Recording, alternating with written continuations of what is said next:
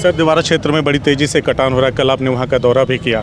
जिला प्रशासन की क्या तैयारी है और एक स्थानीय सांसद होने के नाते अगर कोई जनता वहां पे परेशान होती है तो आपसे कहां मिले, कैसे? डिप्टी सीएम है केशव प्रसाद मौर्य भारतीय जनता पार्टी के। वो कहते हैं कि सपा बहादुर अखिलेश यादव को अपनी पार्टी का नाम समाजवादी से बदलकर नमाजवादी कर देना चाहिए और 2032 तक तो कोई चांस नहीं है। इस पर आपने जिस आधार की पहचान के आधार पर प्रधानमंत्री जी प्रधानमंत्री बने हैं या बीजेपी के और लोग बड़े बड़े पदों पर बैठे हैं, अगर इतना ही अविश्वास है तो सबसे पहले इन पदों से इस्तीफा दें। बीजेपी की तरफ से नीतीश जी के साथ वही होगा या उससे भी बदतर होगा जो एकनाथ शिंदे जी के साथ महाराष्ट्र में हुआ है, उससे भी बदतर स्थिति होगी। आईसीयू में घुस करके अपराधी बेखौफ होकर के लोगों पे गोलियां चला रहे हैं, इस पर आपका क्या कहना है? ये संवेदनहीन सरकार को चिंता नहीं है कि बाढ़ के पीड़ित लोगों को कैसे उनके विस्थापित कर सकें या कैसे बाढ़ को रोका जाए, इसके लिए ठोस कार्रवाई नहीं हुई है।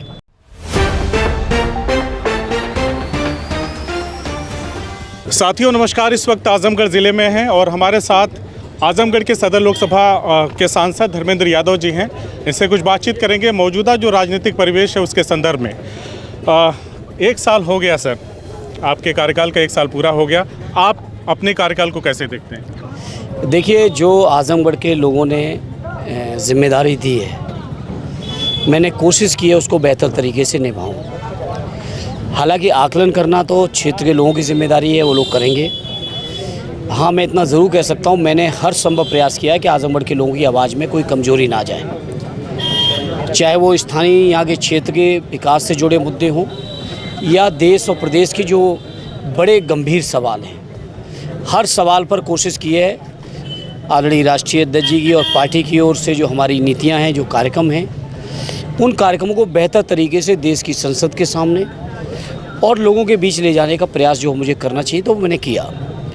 विकास के मामले में मैं इतना ही कहूँगा, चूँकि सांसद निधि बड़ी सीमित है, आप सब भी महसूस करते हैं 5 करोड़ की सांसद निधि से कोई ऐसा विकास नहीं कर सकते जिसको आप ये कह सको कि आपने बहुत कुछ किया है। लेकिन मैंने प्रयास किया, जो हमारी सांसद निधि की जो पहली निधि थी, मैंने कोशिश की और मैंने संविधान निर्माता बाबा साहब भीमराव अम्बेडकर जी के नाम पे जो पार्क है कलेक्ट्रेट पर, उनको समर्पित किया। मैंने कोशिश काम कब से शुरू होगा? काम का टेंडर वगैरह का प्रोसेस पूरा हो चुका है। कल भी मैंने अधिकारियों से बात की, मैंने कहा ये चीज़ स्वीकार नहीं होगी कि सारी प्रोसेस होने के बाद भी अगर काम में विलम्ब किया जा रहा है। सर, दिवारा क्षेत्र में बड़ी तेजी से कटान हो रहा है। कल आपने वहां का दौरा भी किया। जिला प्रशासन की क्या तैयारी है और एक स्थानीय सांसद होने के नाते अगर कोई जनता वहां पे परेशान होती है तो आपसे कहां मिले, कैसे मिले? देखिए, जिला प्रशासन के लोगों से कल बैठक की समीक्षा में भी हम लोगों ने बहुत सारे सवाल बाढ़ को लेकर किए और भौतिक निरीक्षण भी हमारे माननीय विधायकगण पहले भी कर चुके थे। कल उन सभी के साथ और क्षेत्र के लोगों के साथ मैं खुद भी गया। गोपालपुर के जो घाघरा का किनारा है जहाँ कटान हो रही है, और वहाँ के जो क्षेत्रीय लोगों से बात हुई और जो प्रशासन की तैयारी मौके पे दिख रही है वो नाकाफ़ी है। उसको लेकर मैंने अधिकारियों को अवगत कराया कि जो आपकी तैयारी आपने बताई है ये ज़रूर माने पूरी नहीं है। इस तैयारी से बाढ़ नहीं रोकी जा सकती है क्योंकि कटान शुरू हो चुका है। प्रशासन को जितनी तैयारी करनी चाहिए थी उतनी तैयारी नहीं की है और मैं समझता हूँ अब कम समय तो इतनी तैयारी में भी करना भी शायद मुश्किल पड़ेगा। तो क्या कटान शुरू होने से पहले आपने वहां का दौरा किया था और जो कमियां थी क्या आपने स्थानीय जिला प्रशासन को अवगत कराई? पिछले बार भी हम लोगों ने किया था, आज भी, कल भी जो बैठक हुई उसमें भी समीक्षा की, बीच बीच में समय समय पर प्रशासन को चेताए और यही नहीं शासन में भी अधिकारियों से, जिम्मेदार अधिकारियों से बात की। लेकिन फिर भी ये संवेदनहीन सरकार को चिंता नहीं है कि बाढ़ के पीड़ित लोगों को कैसे उनके विस्थापित कर सकें या कैसे बाढ़ को रोका जाए, इसके लिए ठोस कार्रवाई नहीं हुई है। सर, 21 तारीख को मानसून सत्र की शुरुआत हो जाएगी। बिहार में जो SIR को लेकर के हंगामा हो रहा है, आपको क्या लगता है इस मुद्दे को वहां उठाएंगे? क्या आपको लगता है 2027 में भी जो बिहार में हो रहा है वो चीज़ें उत्तर प्रदेश में भी शुरू होंगी? देखिए, अभी तो बिहार में ही रोका जाएगा, उत्तर प्रदेश का चुनाव तो अभी दूर है। हालांकि ये सच है कि बीजेपी के पास अब जनता का मैंडेट नहीं बचा है, विश्वास और भरोसा जनता का छिन चुका है बीजेपी से।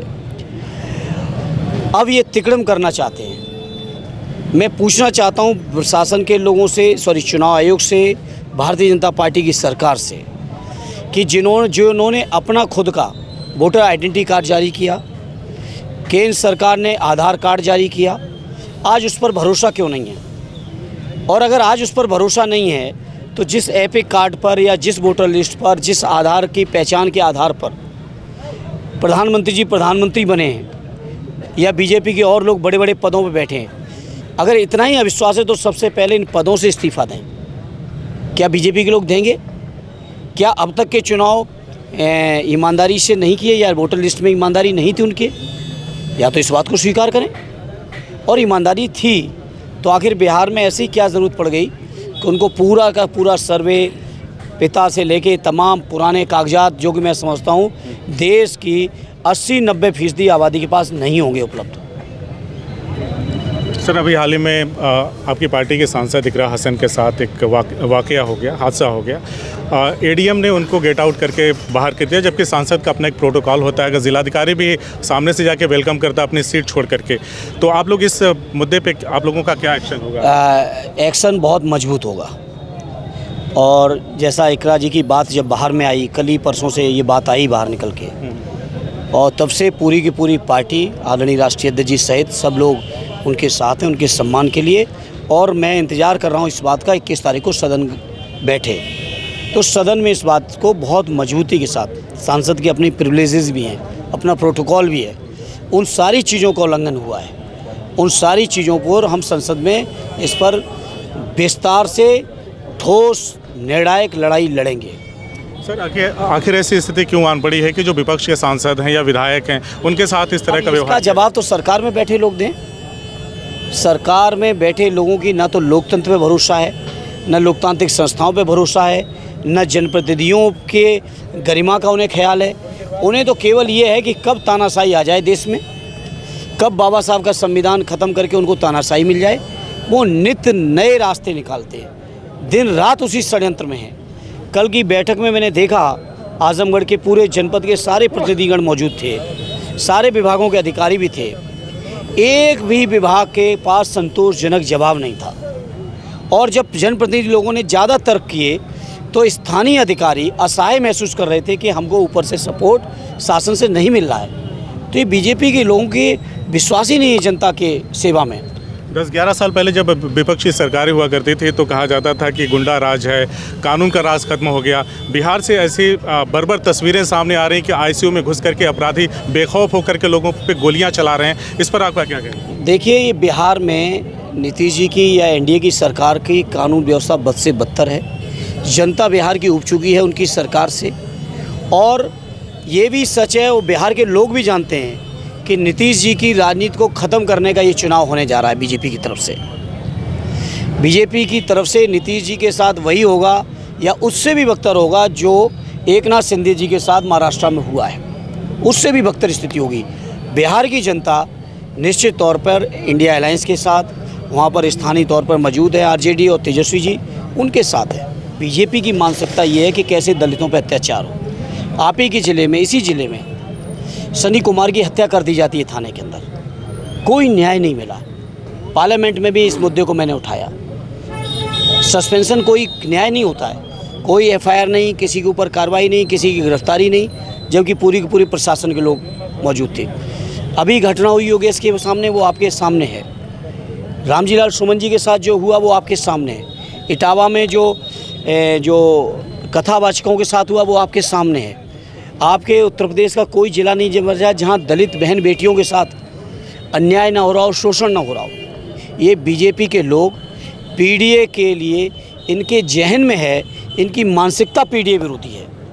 इसीलिए जब पीडीए के लोग कहीं सम्मान पाते हैं जनता के बीच, या कोई हक अधिकार पाते हैं, या नौकरी पाते हैं, अच्छा व्यापार करते हैं, उन पर बुलडोजर चलाए जाते हैं, उनको हरेसमेंट किया जाता है।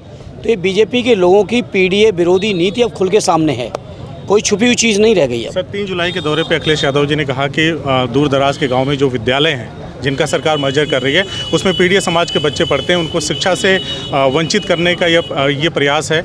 तमाम बातें कही जाती है प्रेस कॉन्फ्रेंस वगैरह में, बयानों में, मीडिया में कही जाती है समाजवादी पार्टी की तरफ से, लेकिन जो ज़मीनी मुद्दे पे इस पर जो बात होती है कहीं कोई क्लियर स्टैंड नहीं दिखता। नहीं, क्लियर स्टैंड है। नहीं, क्लियर स्टैंड है।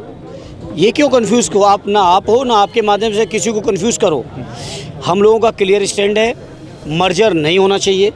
समाजवादी पार्टी की, चाहे श्रद्धेय नेताजी की सरकार रही हो या आदरणीय राष्ट्रीय अध्यक्ष जी की सरकार, दोनों सरकारों में मुझे खुद जनप्रतिनिधि रहने का मौका मिला, सांसद अलग अलग क्षेत्रों से।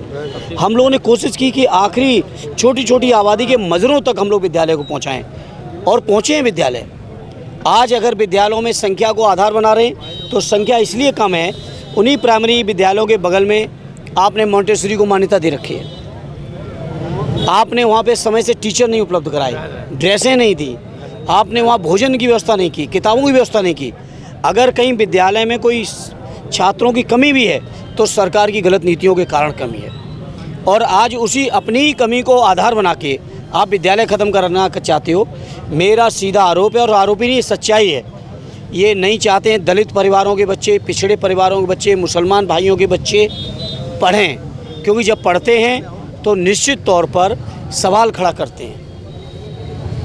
लोग कहते हैं, और बाबा साहब ने कहा, शिक्षा वो शेरनी का दूध है, जो भी पिएगा वो दहाड़ेगा। और ये बीजेपी के लोग नहीं चाहते हैं कि लोकतंत्र में लोग अपने अपनी तरीके से आवाज़ उठा पाएँ। सर, मेरा आखिरी सवाल आपसे, तमाम मंचों से समाजवादी पार्टी के नेता दावा कर रहे हैं कि इस बार करो या मरो वाली स्थिति है। किसी भी तरह से 2027 में सपा की सरकार बनेगी, अखिलेश जी को सीएम बनाएंगे और 29 में प्रधानमंत्री बनाने की बात हो रही है। सकारात्मक बयान और राजनीति करना अच्छी बात है। वहीं आपके डिप्टी सीएम है केशव प्रसाद मौर्य भारतीय जनता पार्टी के, वो कहते हैं कि सपा बहादुर अखिलेश यादव को अपनी पार्टी का नाम समाजवादी से बदलकर नमाजवादी कर देना चाहिए, और 2032 तक तो कोई चांस नहीं है। इस पर आपका क्या कहना है? वो पहले विधानसभा में जीत के आए हैं, वो उत्तर प्रदेश की भविष्यवाणी करना बंद करें। वो पहले अपना विधानसभा में जीत के आए, वो जो पीछे के दरवाजे से गए हैं घुस के, वो पहले वहाँ से जीते हैं। और बीजेपी के लोगों ने, चूँकि वो भी पीढ़ी परिवार से आते हैं, इसीलिए उनको लगा रखा है बाबा जी ने। और दूसरा मेरी राय है मौर्य जी को कि कम से कम अपने मुख्यमंत्री के यहाँ सम्मान पालें। समाज तो अब गुमराह होने वाला नहीं है, लेकिन खुद का सम्मान बचा लें, उतना ही बहुत है। से बातचीत के लिए बहुत बहुत धन्यवाद। CIB इंडिया न्यूज की सभी खबरों को देखने के लिए लाल रंग की बटन को दबाकर चैनल को सब्सक्राइब जरूर करें, घंटी जरूर दबाएं, ताकि हमारी सभी खबरों के नोटिफिकेशंस आप तक पहुंचते रहें।